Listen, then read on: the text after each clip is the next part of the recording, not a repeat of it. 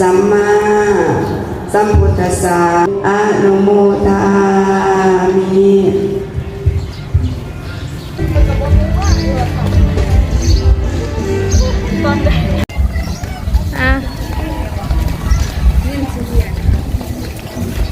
โอ้ยคนกันหลายเนาะโอ้ยจนถ่วงมันสิเพียเลยที่เพิ่นถ่วงหันเพิ่นอยากแย้มบ่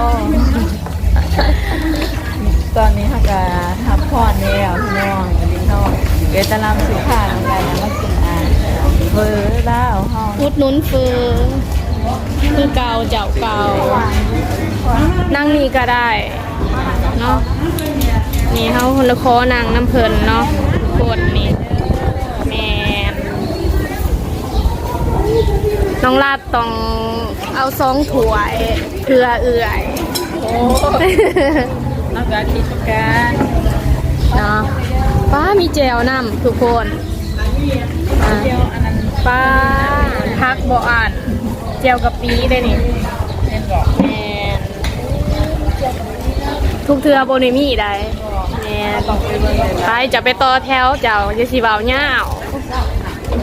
กินน้ำกันก่อนกินน้ำกันเนาะ กินแบบใดกินน้ำกัน เอาตัวเดียวน้ำกัน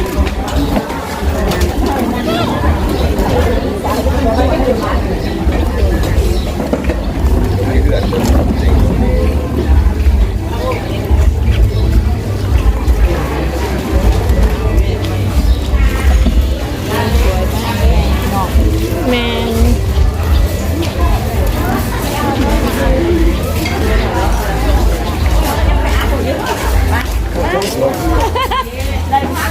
เด้มีแต่น้องลาดกับจับเอา เต่งตัว แล้วก็ให้ เทิงบ่ล่ะ บ่เทิงมีแต่น้องลาดจับพักเอาพักก่อนเนาะคนนี่เนาะ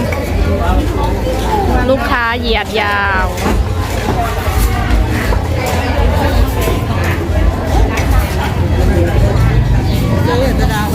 กินกิน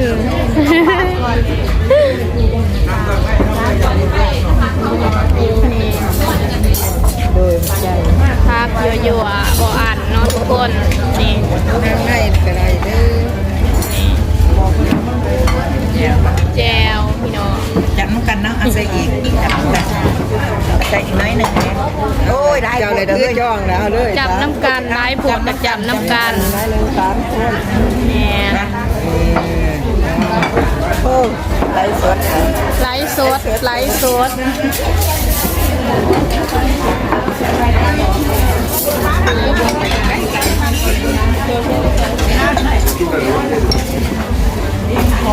ขายดีเพนามเพทาเด้อพี่น้อง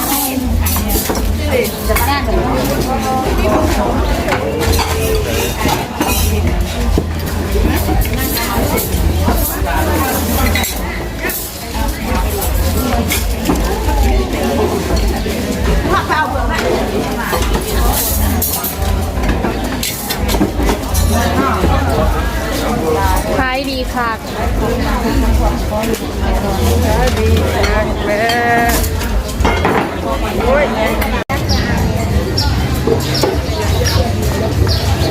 ว้าว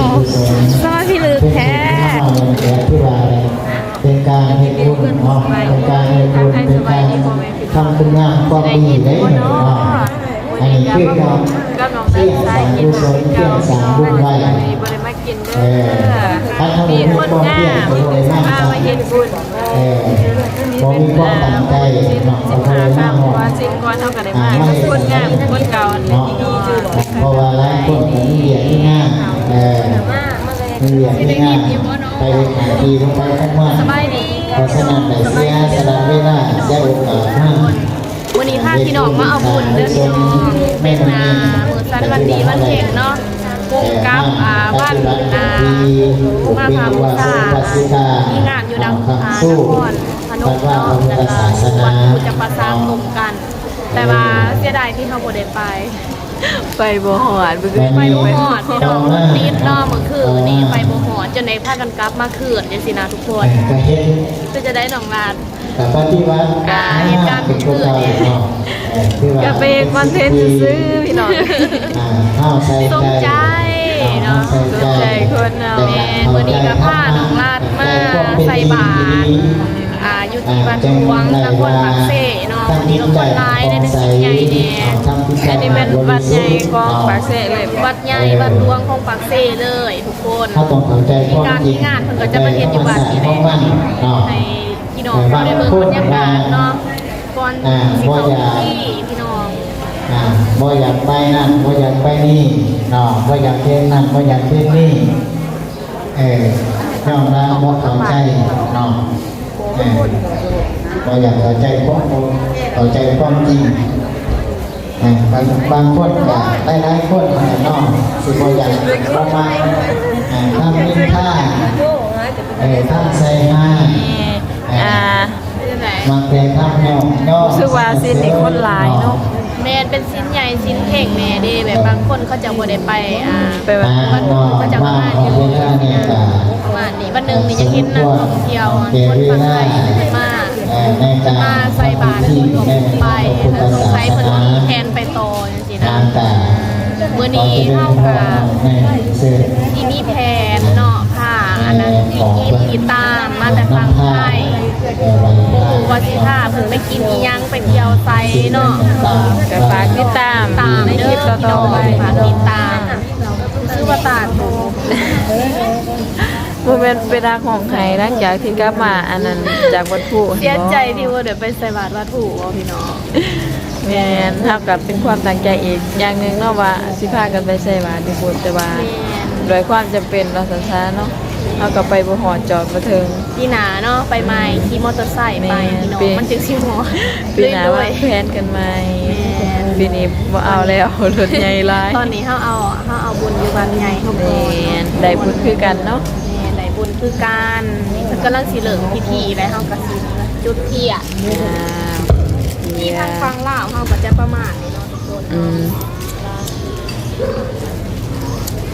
ได้ยังใส่บาตร ต่อไปก็เชิญทุกท่าน ได้ขนมมาจากฝั่งไทย ทำสินขอเชิญ นี่ขนมซื้ออยู่ด้านซองนี้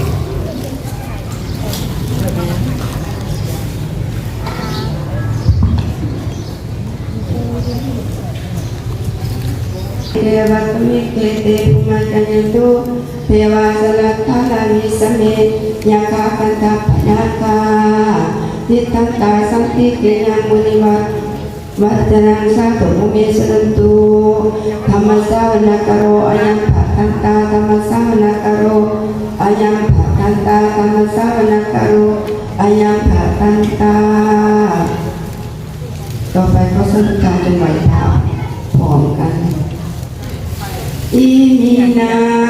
สักการเนะตังพุทธังอภิปูชยามะอะระหังสัมมาสัมพุทโธภะคะวะโตปะกะตังมายายังธัมโม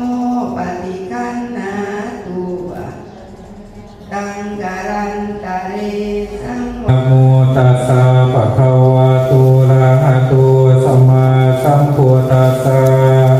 นะโมตัสสะภะคะวะโตอะระหะโตสัมมาสัมพุทธัสสะ สาธุนะโมตัสสะภะคะวะโตอะระหะโตสัมมาสัมพุทธัสสะนะโมตัสสะภะคะวะโตอะระหะโตสัมมาสัมพุทธัสสะนะโมตัสสะภะคะวะโตอะระหะโตสัมมาสัมพุทธัสสะ ทังสรณ ภะคะวะโตอะระหะโตสัมมาสัมพุทธัสสะนะโมตัสสะภะคะวะโตอะระหะโตสัมมา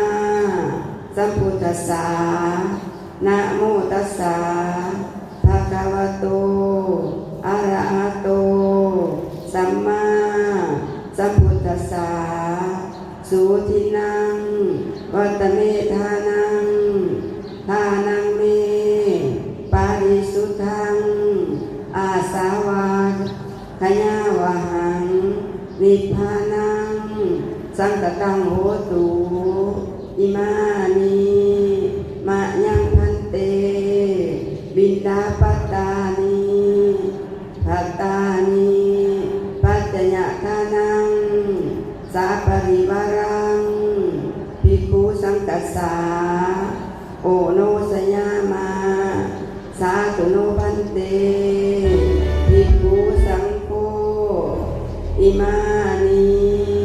มะยังพันเตบินดาปัตตานิภัตตานิปัจจยทานังสาปริวารังปฏิคันหาตุอัมหากังทิกรตังทิตายญาสุขายญาข้าแต่พระสงฆ์ผู้เจริญพวกกันหน่อยทั้งหลายขอน้อมถวายซึ่งเขาบิณฑบาตพร้อมภัตตาหารปัจจัยทานกับทั้งเครื่องบริวารทั้งหลายเหล่านี้แด่พระสงฆ์ขอนิมนต์พระสงฆ์จงหาซึ่งเขาบิณฑบาตพร้อมภัตตาหารปัจจัยทานกับทั้งเครื่องบริวารทั้งหลายเหล่านี้เพื่อประโยชน์และความสุขความเจริญแก่พวกกันหน่อยทั้งหลายและขออุทิศให้ญาติมิตรทั้งหลายหมายนี้บิดามารดาเป็นต้นผู้อุปสาอาจารย์สามีหรือภรรยาวุฒิตาหรือวุฒิเจ้ากรรมและนายเวรตลอดสรรพสัตว์ทั้งหลายที่มรณกรรมไปแล้วนั้นขอให้ดวงวิญญาณของพวกท่านจงได้มาหับเอายังส่วนบุญส่วนกุศลทั้งหลายเหล่านี้ถ้าได้หับแล้วขอให้ดวงวิญญาณจงไปสู่สุคติภพโลกสวรรค์ถ้าตกทุกข์ขอจงพ้นจากทุกข์ถ้ามีสุขแล้วขอจงสุขยิ่งขึ้นไปตราบต่อเท่าเข้าสู่นิพพานในอนาคตการเบื้องหน้านั้นเถิดสาธุสาธุสาธุอนุโมทามิ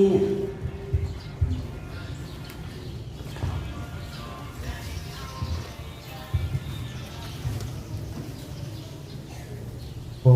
ตัสสะภะคะวะโตอะระหะโตสัมมาสัมพุทธัสสะนะโมตัสสะภะคะวะ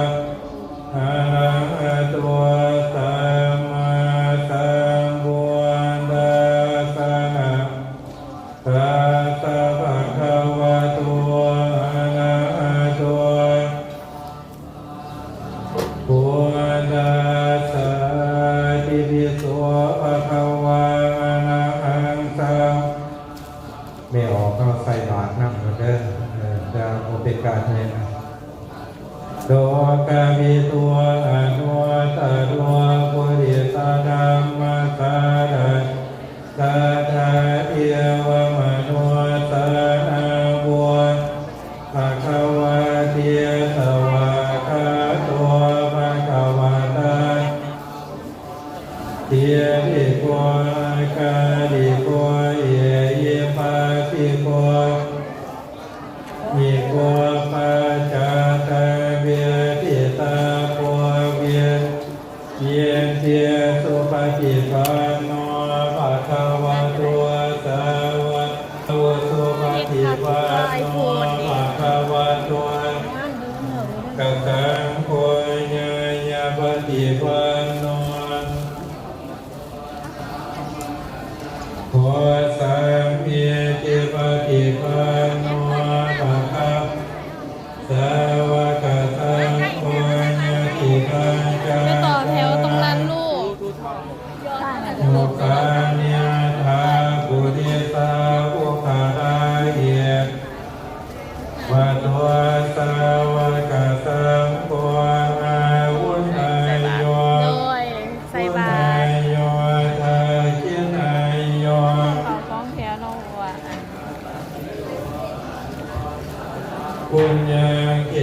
ก็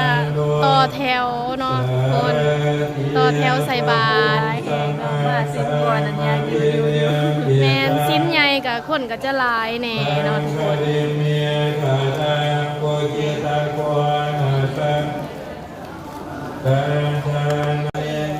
เกียรตาคายกามาเทียนาคาสุตาดุนันวันทิโยสันอาภังบุริมาลาวันตังเกียรตังกาตมโนทิตาวาโมเดียนตัวทังเกียรตาเกียรบัวตาตาตาตาโนวาจะโน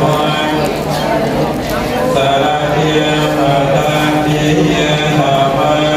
นิคังนิโยปาธรรมานิโมกังสุขัง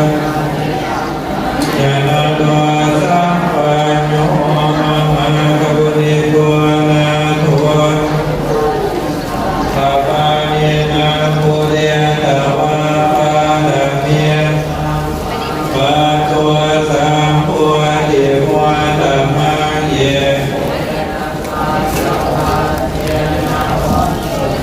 สยามังปะดาสยามตัวตัววิญญาณตากายานานาเทวาตโนเยวะ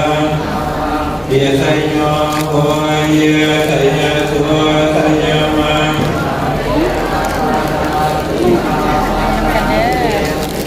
เอาบุญน้ำกันเด้อพี่น้อง เกียร์เกียร์เกียร์เกียร์ตาปะปวนนาคาปะตัวปะมัวตาเกียร์สุนาคาตังสุภาปะตาสุโกจิตังสุขังวันด้วยเถิดสุเยทางความเมตตาที่ตัว กายกรรม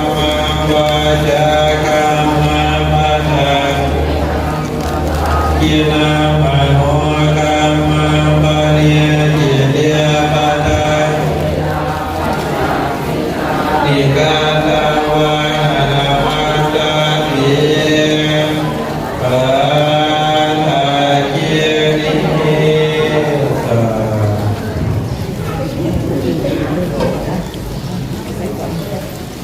การ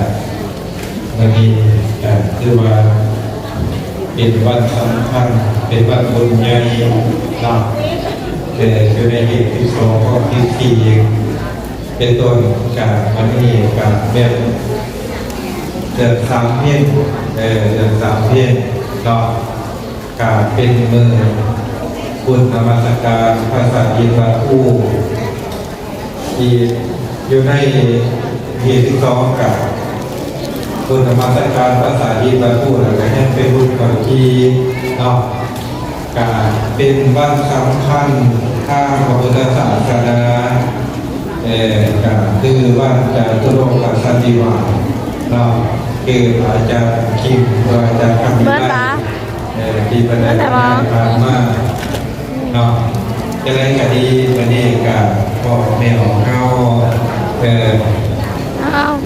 ตั้งใจเป็นต้นการไปทำบุญวันนี้การถือว่าที่สุดเนาะ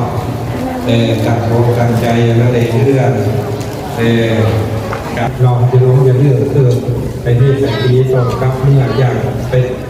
ไฟเราผ่านไปเรื่องหมอดส่วนรายมันเกิดไปยังมันซีนเนาะเนี่ยจะมีสตีเป็นการไหว้พระโยมเมื่อทั้งรับลงมาหน้าแต่ก็ได้เรียกว่าการศิลปะสร้องอยู่ใกล้สุดได้เดียวเลยเนี่ยก็เพราะว่าของแนวออกเสียงจันแนวเสียงจันการไฟฟ้าเนาะจะรักรับซองกันพวกผมวัฒนาสวยสารของนางเมืองลานเกียงสาเยี่ยมในตัวคนงามเขาวัดหลังจากเดียวเมื่อมาเมื่อนำกันเด้อพี่น้องซอกเอ๋ยน้องฝ่า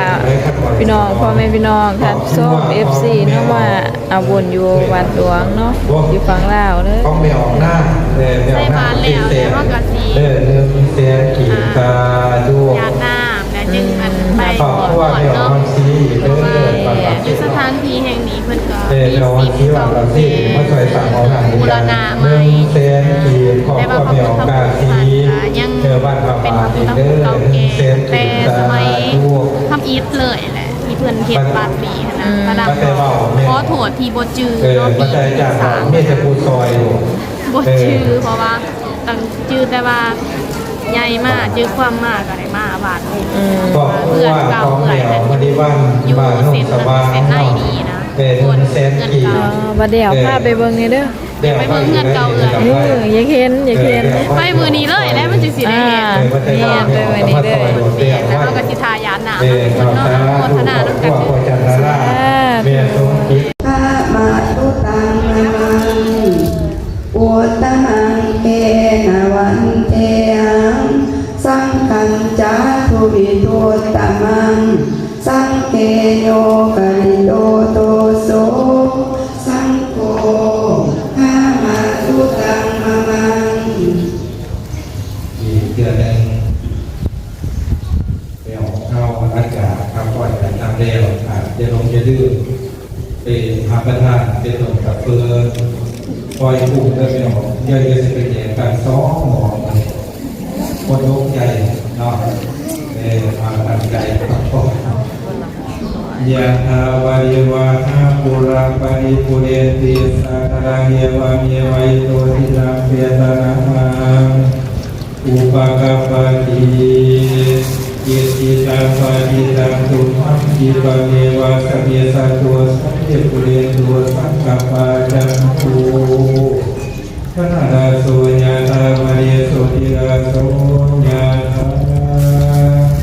โยเมวะสัตตุตาวะโรโกตัดดุมาเตระภวันวันดาสุเยเยกายโยโกภวันพิวันเยตังวัวทาปัจจานิโนจัตตัวธรรมาวัฏันติอายุวันสุขังภาลังยัตนะยิมินาปุญญกรรมเมนะอุปัสสยปุณโนตตะอาคาตจะมาตาจิตาจะยัตตะกัมมินามามาสุริโยปุณณวันดานาลาภิจาโภมามานาจายิตาจะตุโรกะวัฏัญญโมเมตามาโนตัจจะมาสัตตะเวทิกะสัตตะสุขิโหตุปุญญานิปัฏฐายิเมสุขัจจติอาวมาตัญญิเมนะปุญญกรรมเมนะยิเมนะจะเยปาหาสุลาเปเทวะตาโลปาทานาเทตานังปิยนาธรรมายาวะเดวะนาโตมามานาสัจเยวะยะตาสะโตภะเวภะเวโมสุเยตัสสะติปัญญาอินามาลาลาภะโตโนกัสสะกะตุจาวิเยตุเมปุลานินาโตตัมโมนาโตวะโตตัมโมนาโตปะเจกะโพโตโตตาโลมามาเตสุตัมมานามาโลกัสสะระภะตุมา ลงไปซึ่งขาดของกันอุปาสมันตามิมันเตสาพังอัปปะระพังขมาทะเมมันเตมัญญะพะพังปุญญังสามินาอนุโมทิตาพังสามินาพะพังปุญญังไมหังตาลพังสาธุสาธุสาธุอนุโมทามิ จะพอไปโมทนานำของในของที่เราไปมาทำบุญการเที่ยวตั้งอีกเดือนนึงเริ่มเป็นวันของเราการเรื่องยุวัฒน์นอกตามเรียนเรียนเรื่องของอะไรก็มาดูหอยแฝดหอยแฝดแล้วก็ เลี้ยงตัวไปในโอกาส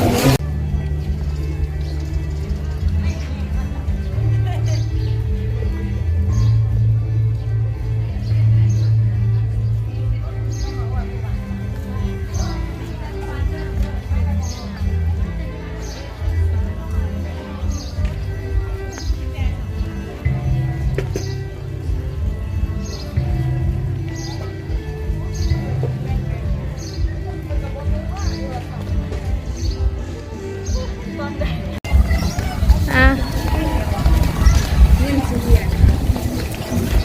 โอ้ยคนกันหลายเนาะโอ้ยจนถ่วงมันสิเพียเลย ที่เพิ่นถ่วงหันเพิ่นอยากแย้มบ่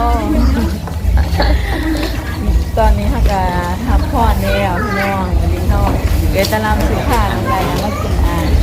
เบอร์แล้วห้อง อุดหนุนเฟือคือเก่าเจ้าเก่านั่งนี่ก็ได้เนาะนี่เฮาคนละคอนั่งน้ำเพิ่นเนาะกดนี่แม่นน้องลาดต้องเอา2ถ้วยเพื่อเอื่อย โอ้แล้วก็ที่ชุการ เนาะป้ามีแจวน้ำทุกคนอ่ะป้าพักบ่อ่านแจวกะปิได้นี่แม่นทุกเทือโบนิมี่ได้แม่นไปจะไปต่อแถวเจ้าจะสิเบาเหย้า ไปกินน้ำกันก่อนกินน้ำกันเนาะ กินแบบใดกินน้ำกัน เอาตัวเดียวน้ำกัน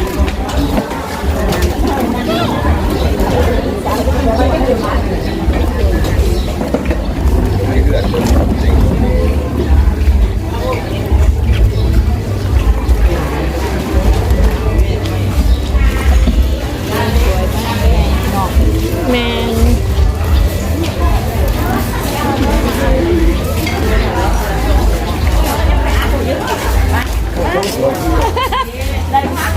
เด้มีแต่น้องลาดกับจับเอา เต่งต่อ แล้วก็ให้ เทิงบ่ล่ะ บ่เทิงมีแต่น้องลาดจับพักเอาพักก่อนเนาะคนนี่เนาะลูกค้าเหยียดยาว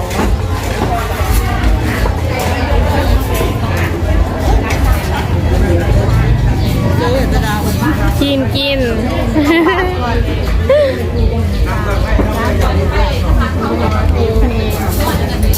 โดยใจ พักยั่วๆบ่อ่านเนาะทุกคนนี่ นั่งให้ก็ได้เด้อ แจวพี่น้อง จับกันเนาะเอาใส่อีกจับกันใส่อีกน้อยหนึ่ง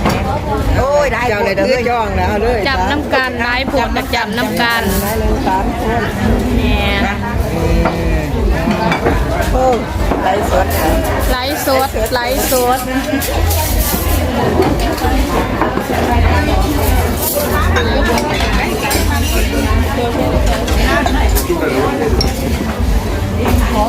ขายดีเพนานเพทาเด้อพี่น้อง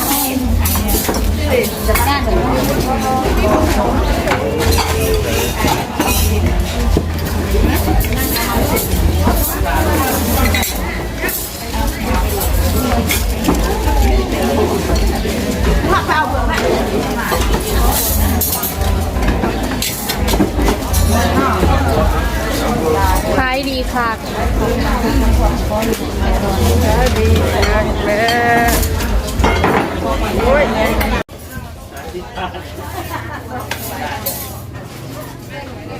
มาสืบเฟอเด้อพี่น้องรวย50,000 เอาเฟิร์สไปได้วันนี้นะเอาลูกขาหมู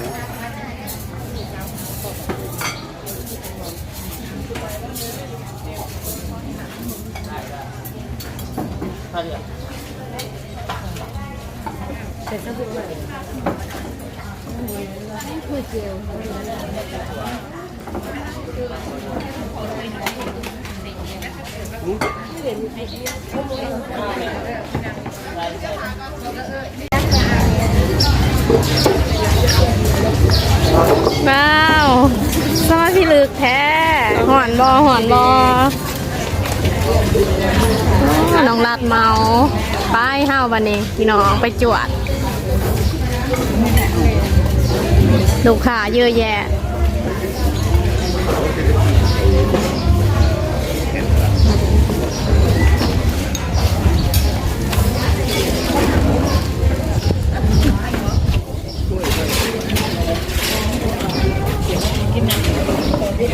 พอเป็นยังเอาว่างก่อนเจ้าสีหอนหันเอามาใหญ่มาโตนี้ก็ได้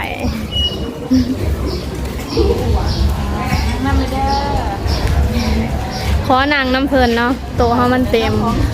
เดี๋ยวเอาพักนี่พักอยู่โต๊ะเฮานี่เฟอหมูจับดาดังแม่เจอ FC บ่นี่ FC บ่โอ้ FC ก็มากินเฟอแซ่บบ่เป็นแนวใดรีวิวรสชาติแน่ตี้แซ่บมาทางแซ่บเนาะน้องราดเป็นแนวใดคือเห็นเจ้า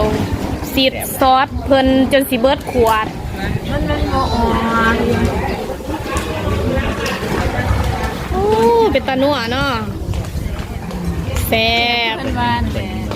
แม่นพี่น้องอีหยังที่เป็นของวัดมันก็แซ่บหมดนั่นล่ะบ่วีมันนี่ก่อนบ่วีมันนั่งเลยเดี๋ยวจะมากินก่อนจะสิก่อนตัวไว้อยู่อ่ะจะคือบ่เอาแจวมาเนี่ยเป็นบ่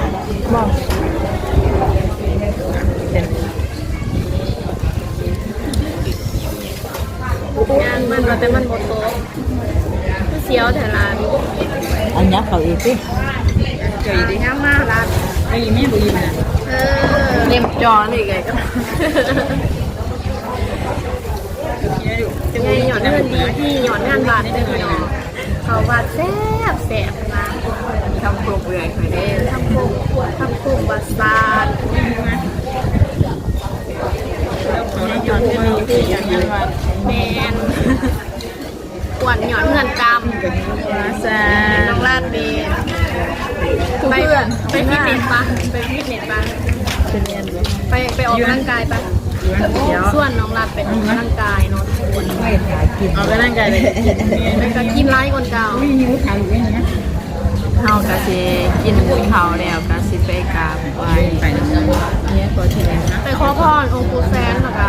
ไปกราบเนาะนะเฮาสิไปใช้ต่อกะฝากไปติดตามคลิปต่อไปเนาะฝากติดตามในเด้อ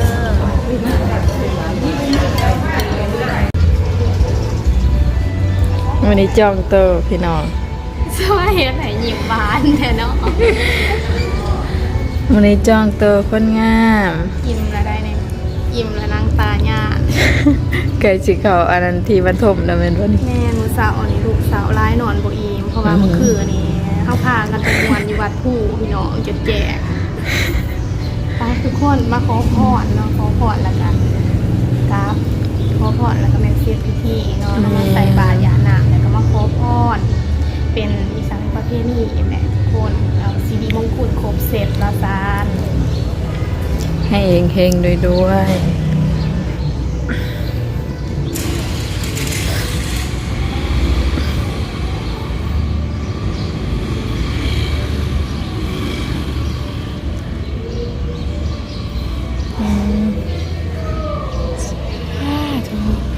นี่เขากะมีอิ่มบุญแล้วก็อิ่มใจพี่น้องอิ่มท้องน้ำ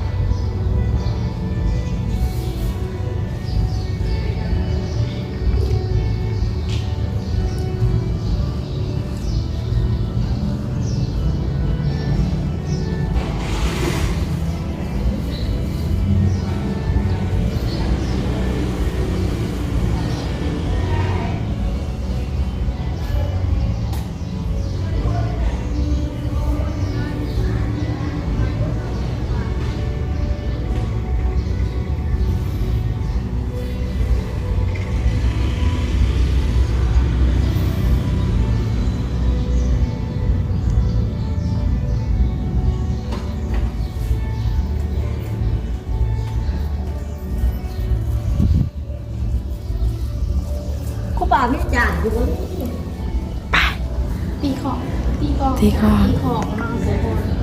ไปตีของเอาเหลือเอาใส่เลยพี่น้อง ปกติแล้วถ้า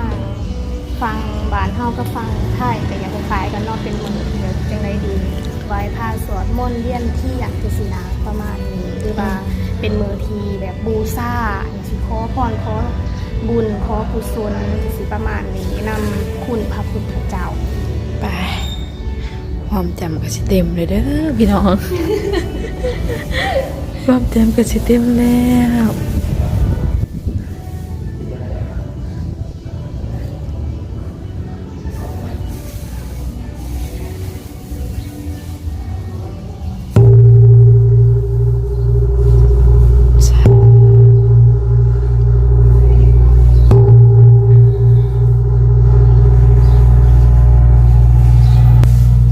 เราก็สิปิดคลิปอยู่ในวัดเลยแน่นี่ เป็นคลิปแบบ แม่นกับฝากให้เอื้อยทราบปิดคลิปให้ เอามาสาวบาท ไปผูกแขนน้ำกันอีกไป สาวบาท ได้ค่ะได้ จงมาก่อนนะไม่ให้ติดหนี่ รอ เพราะว่าเรามีกติกาเนาะเว้ากันในทีมงานของเราว่าจ้างถ้าว่าจะให้ผู้ใดผู้หนึ่งปิดคลิปให้โดยที่บ่แม่นเจ้าของสอบต้องมีการจ้างกันทุกคนเพราะว่าค่าตัวแพงเนาะทุกคนเนาะอ่ะเอาเป็นว่ามื้อนี้เฮาก็พาน้องรัดมาใส่บาตรทำบุญแล้วก็พร้อมโดย FC น้องรัดแล้วก็ท่านผู้ชมทุกท่านเนาะบ่ว่าสิอยู่ฝั่งลาวฝั่งไทยหรือต่างประเทศจังซี่นะมาเอาบุญนํกันเด้อพี่น้องเด้อใส่บาตรศีล15ค่ำวันเพ็ญมื้อนี้มื้อสันวันดีวันงามคลิปนี้เอาลงมื้อนี้เลยบ่ นี่นะลงมาเยอะ แมนหลังจากที่เข้าใส่บาตรแล้วเขาก็จะมีกิจกรรมไปต่อเนาะทุกคนสิท่าปีกีปีตามที่เขาเบาตอนต้นคลิปเนาะเพิ่นมีโอกาสได้มายามเนาะเพิ่นก็บ่ค่อยได้มาในสินะก็อยากพาเพิ่นไปในสถานที่ต่างๆบอนสำคัญเอาใจ ตัวนี้1นาทีเลยดู ความจำเต็มพี่น้อง ความจำเต็ ตัด มก็โทษขออภัยน้องลาดต้องเก็บเงินซื้อโทรศัพท์ใหม่เด้อเนาะจังไดก็ขอให้น้องลาดเนาะถือหวยด้วยเบอร์เด้อ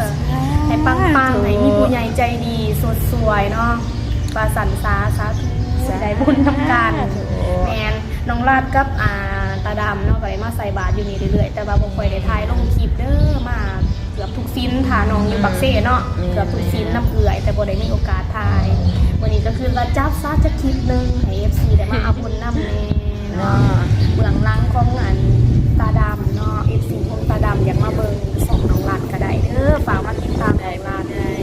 อยากเห็นมุมนี้เนาะเพราะว่าเอื่อยมากคนเดียวเอื่อยบ่ค่อยได้ถ่ายก็ FC ก็อยากเห็น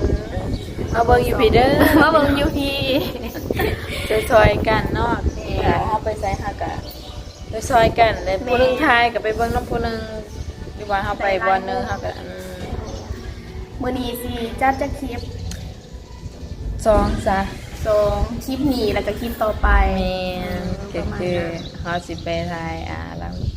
บ่แม่นหลังบ้าน100วิวเลยพี่น้อง บ้านลอย เอ้ยนี่แสนวิว บ้านแซนดิวอยู่ไส เอ้ยเบิ่งกันแล้วเนาะ เอื่อยอยู่นี่เอื่อยคือบ่จักโอ้นานมีรุ่นแล้วอยากไปเนาะทุกคนเนาะ เพิ่นบ่ได้ติดตามพี่น้องไปจังได๋ก็ฝากกดไลค์กดแชร์ในเด้อพี่น้องทั้งสองน้องดาได้เอตะลำเด้อ ฝากติดตามในเด้อฝากกดไลค์กดแชร์กด Subscribe ในเด้อเพื่อรับแจ้งคลิปใหม่ๆของพวกเรา ไปมันสิเบิดเวลาเลย เมื่อสีก็จำเต็ม สบายดีน้องไว้ว่า สบายดี เต็มแล้ว ท่านว่าท่านว่า